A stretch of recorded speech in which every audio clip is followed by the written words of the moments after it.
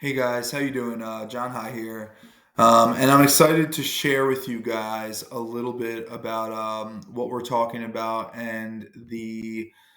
Um,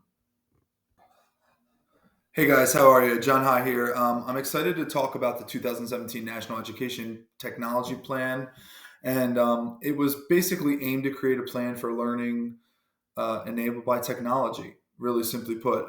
And while we know that technology can be such a powerful tool for students and teachers in the classroom, I think that we also know that the digital landscape and how we use access and information has been growing at a rapidly increasing rate. So this plan kind of serves as a call for action to teachers, policymakers, administrators, and teacher preparation professionals to create a vision for learning through technology and evaluate and consider recommendations and real world examples which demonstrate how technology, more than ever, enables learning all the time. Um, the report looks at five different aspects, which I'm going to go over today: learning, teaching, leadership. Each section below rates these criteria and provides rationale for why I found them to be rated as such.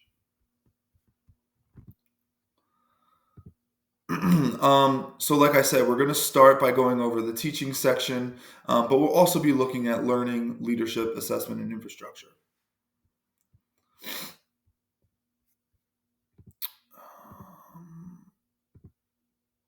Okay, so when we looked at the teaching section, it was or the learning section. I mean, I really started with agency and learning. I thought that agency and learning was, you know, very important because students need to have the sense and belief that they are capable to learn in order for success to be found in schools. So students have access to the infinite depths of the internet, so we should definitely provide them with tools to be digital citizens. We know that.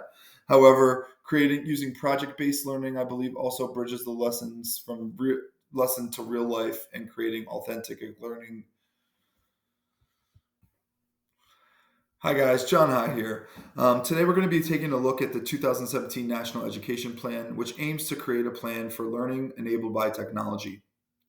While technology can be a powerful tool for students and teachers in the classroom, the digital landscape for how we use and access information has been growing at a rapidly increasing rate.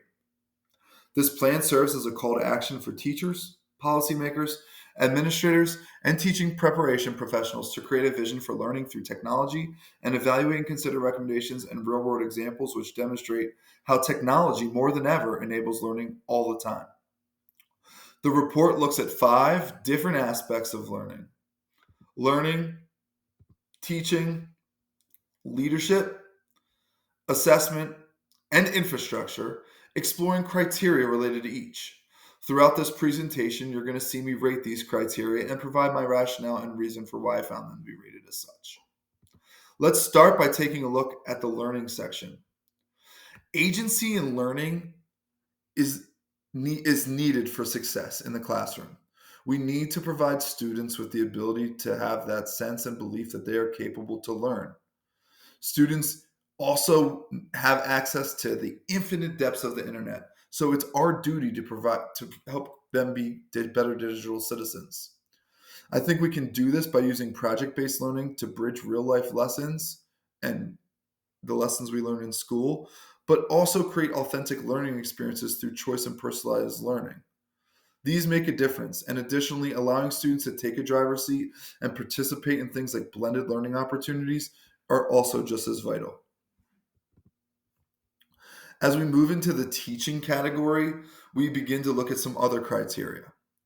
I think the teacher preparation programs that we use right now are where we need to start. We need to also create unique learning environments for teachers so that they can try and fail and also hone their experiences. We also need to know what works and what doesn't work. So evaluating and implementing these plans and how we also evaluate and implement our teacher evaluations is just as important. I believe that ongoing professional development to create those authentic learning experiences for teachers so that they can do it for students would also be very important. I know that we look at schools today and we know that they're implementing technology, but how does that technology support our learning? Are we using it to learn new skills and new content, or just new content? I think this is a vital piece of the technology component as we move forward. And then finally, using our educators as exemplars, not just for being up to date, relevant users of technology, but also so students understand that we are learning as well, and it's okay to ask for help when it comes to technology. The next section is the leadership section. When we look at leadership, we start off by trying to understand, how we can create personalized student learning experiences. I think, I mentioned this earlier, but providing choice, ownership, and voice through authentic learning experiences for both students and teachers promotes growth. Collaborative leadership promotes communication and collaboration between administrators and teachers, teachers and students, students and students, teachers and teachers, administrators and administrators. It's a best practice that we should be doing within schools. And then also partnering with organizations to create real connections and allow students to take those skills that they're learning and apply them through professional communities or other opportunities outside of school is super vital. The next section that we looked at was the assessment section. Here, I rated some criteria such as like using data, being a special ed teacher. I come from a data-driven decision-making background, and I think that it can make all the difference. I also believe that integrated learning, specifically related to transition, can really take technology and provide real-life transfer of skills and knowledge. Additionally, I know that having a shared skill set provides standards for industry and students and staff. We need to know what we need to teach to get students to the finish line, and this helps. It's vital that as educators, we're measuring complex competencies and not just striving for the basic ones. This maintains a high bar and enables an enhanced questioning type to provide students with options and a deeper dive into what they want and what they need. Finally, we take a look at infrastructure, one of the most vital points, and it's needed for students to be able to do this. However, do students have what they need to be connected at home? This is what I rated to and found to be most important, because within my school, students do have access and powerful learning devices. I also think looking at purchasing curriculums or using open source resources to provide students with access is super vital as well. Additionally, reviewing the responsible or acceptable use policies that we have not only promotes digital literacy and acceptable use, but reminds students that the tools that they're using are being monitored and they should be professional with them. As we go on, I took a look of the current state within my building. Okay, looking at learning, assessment, teaching, leadership, and infrastructure. I tried to, make some recommendations and talk about where we're at. I found that equitable access and powerful technology is a focus for my district. In service for educators and creating compelling learning activities could be improved upon. However, my district does take it very seriously and provide a focus on digital literacy for their staff so that they can provide it for students.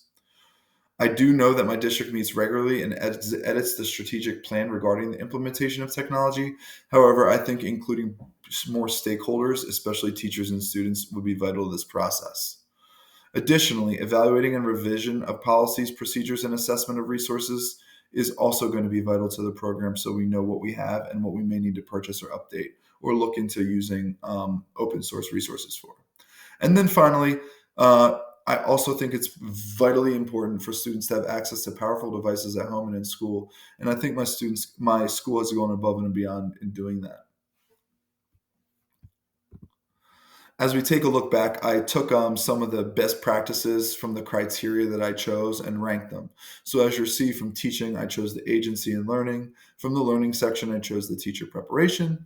I think that leadership, creating those personalized learning experiences through choice and ownership and voice were really vital for students and teachers. And then really using that data-driven decision making and providing students with access at home so that there's a consistent environment for students to access technology is super important. I hope you guys enjoyed this presentation. Please make sure to like and subscribe, follow me for any more updates, and I hope to share more of my ideas with you. Thanks so much.